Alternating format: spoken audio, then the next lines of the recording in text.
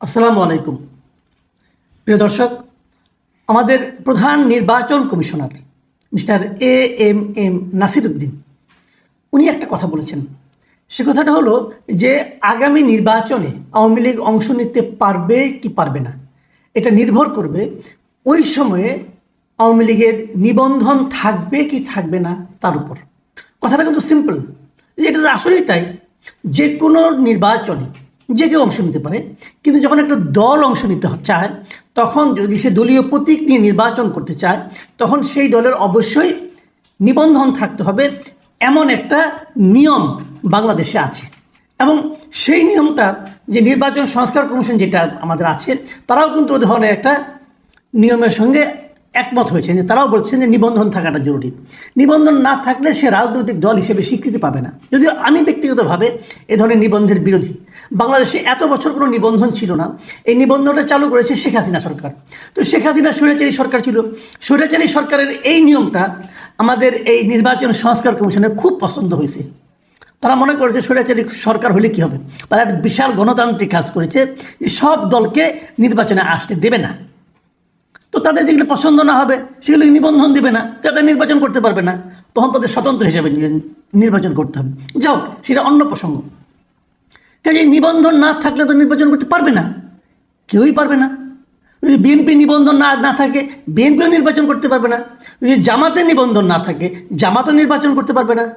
এমনকি নতুন যে সংগঠন হচ্ছে রাজনৈতিক সংগঠন, এই জাতীয় নাগরিক কমিটি, বৈষম্য বিরোধী ছাত্র আন্দোলন এবং এরা মিলে এবং সরকারি 3 জন উপদেষ্টা তারা যদি সেখানে আসে, এই যে রাজনৈতিক দল হচ্ছে এই রাজনৈতিক দলকেও কিন্তু নির্বাচন করতে হলে নিবন্ধন থাকা লাগবে। তারা নির্বাচন করতে গেলে তাদের আগে নির্বাচন কমিশনের কাছে অ্যাপ্লাই করতে হবে যে আমাদেরকে রাজনৈতিক দল হিসেবে নিবন্ধন দেন। তো তারা নিবন্ধন পাবে কিনা সেটা শিওর না। যদি নিবন্ধন না পায় তারাও নির্বাচন করতে পারবে না। চমৎকার নিয়ম কিন্তু এটা। আর যাই হোক, স্বৈরাচারী বানানোর নিয়ম তো ভালোই তো হবেই, অসাধারণ একটা নিয়ম, সেই নিয়মটা আমাদের আছে। তবে আমরা তো জানি যে আইন আইনের মতো করে চলে না, আইন ক্ষমতাকে অনুসরণ করে, ক্ষমতায় কে আছে তাকে অনুসরণ করে। আমি চোখ বুজে বলে দিতে পারি যে যেই মুহূর্তে এই ছাত্ররা একটা দল করবে ও দ্রুততম সময়ে তারা নিবন্ধন পেয়ে যাবে। এবং পরের যে ভবিষ্যৎবাণীটা সেটা হয়তো চোখ বুঝে বলা যাবে না, তবে একটু সন্দেহ করতে পারি, সেটা হলো নির্বাচনের আগে আগে আওয়ামী লীগের নিবন্ধন বাতিল হয়ে যাবে। কারণ একটু আগে বলেছি, আমাদের দেশে আইন আইনের মতো করে চলে না, আইনকে যেভাবে চালানো হয় সেটা সেভাবে চলে। আপনাদের আমি গতকালকে একটা কন্টেন্ট করেছিলাম, সেখানে আমি বলেছিলাম যে একজন উপদেষ্টা, উনি উপসরকারের একটা অংশ, উনি নিজে বলছেন যে আওয়ামী লীগকে আগামী নির্বাচনে অংশ নিতে দেওয়া হবে না। এটা নিয়ে কেউ কিন্তু এখন পর্যন্ত 24 ঘন্টার বেশি পার হয়ে গেছে, কেউ কোনো প্রতিবাদ করেনি।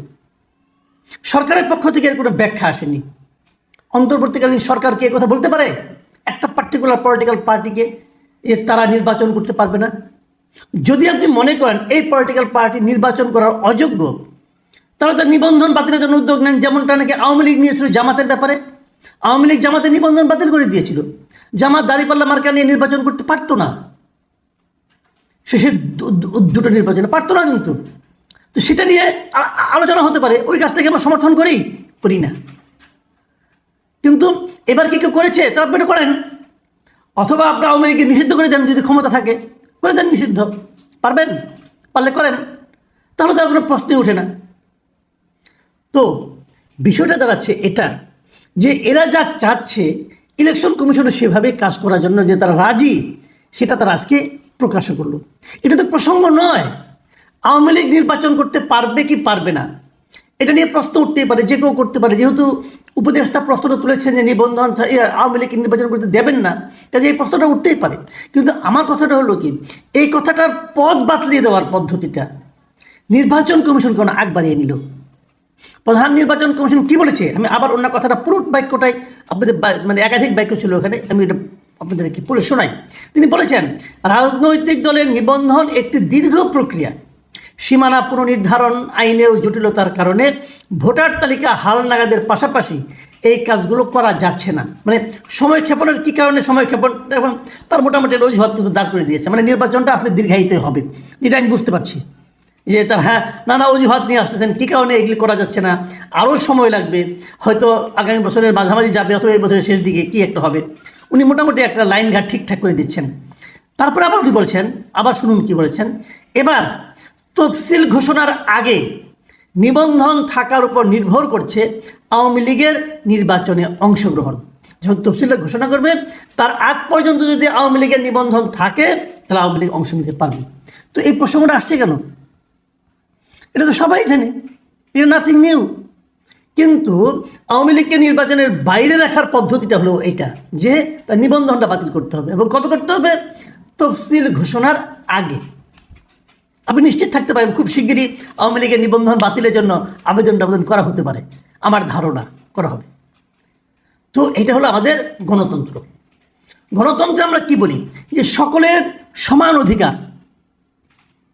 সেই সমান অধিকারকে নিশ্চিত করা যাচ্ছে? কাকে গ্রহণ করব, কাকে বর্জন করব, এই একটা কেবলমাত্র জনগণের। জনগণ ঠিক করবে কে ক্ষমতায় আসবে, কে ক্ষমতায় আসবে না। জনগণ ঠিক করবে কে রাজনীতি করবে, কে রাজনীতি করবে না। জনগণ ঠিক করবে কাকে গ্রহণ করব, কাকে প্রত্যাখ্যান করব। এখন যদি আপনি অপশন হিসাবে একটা বিশেষ দলকে সেখানে নাই থাকতে দেন, তাহলে গণতন্ত্র থাকলো? আমরা 2014 নির্বাচনে কি বলেছি? আওয়ামী লীগ কি বলেছে? ওনারা আসে নাই, আমি কি করব?